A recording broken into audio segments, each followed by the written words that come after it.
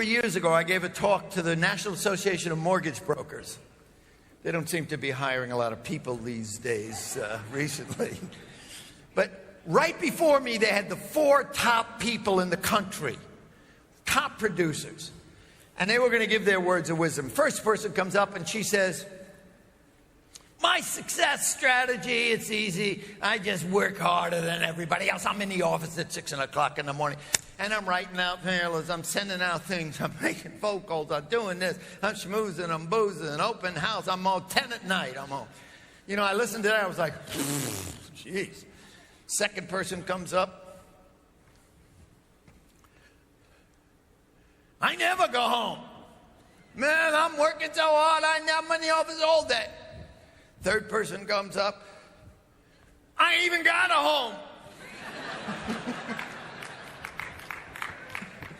Fourth guy comes up, I figured, wait a minute, dude, what's this dude gonna say, man? And the guy said, my success strategy is the top guy in the country. My success strategy, I give a passionate 80% effort. And what? He said, I work my butt off 5 days a week, 6 hours a day. Was this a joke or a jerk? I mean, would they sneak this dude in? And then he told the story. This is the first story in my book about not working so hard. He said, you know, I used to be one of these workomaniacs. You running, racing. And he said, man, I was so stressed, working so hard. You know, my marriage was on the rocks. I didn't even recognize my kids. I couldn't sleep. I had, you know, all kinds of, you know, tics and tocs. And, you know, I was a mess. And he said, and my business was okay. He said, I got to do something different. So he said, I took some time off. I took a couple of days off. I started to rethink things. I said, I want to see, is there a better way to do this? And what he said, he realizes, as the mortgage broker, you're at the end of the line.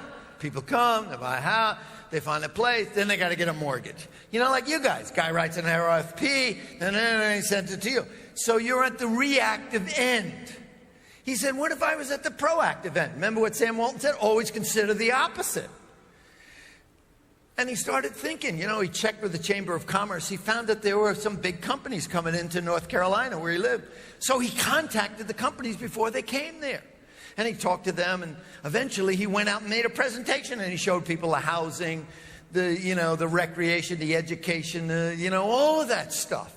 And while the people were there, with the people who were going to move there, he pre-qualified them for a mortgage. The guy made $5 million in his pocket that year. $5 million. What did he do? He stopped for a minute. What I said, stop, look, choose a different way. Stop, look, and choose. That's the key thing. Stop and step back. Look at what you're doing. Rethink some of the rules of your game. That's what he did. That's a formula. You know, he went from being at the reactive end to being at the proactive beginning and creating the opportunities.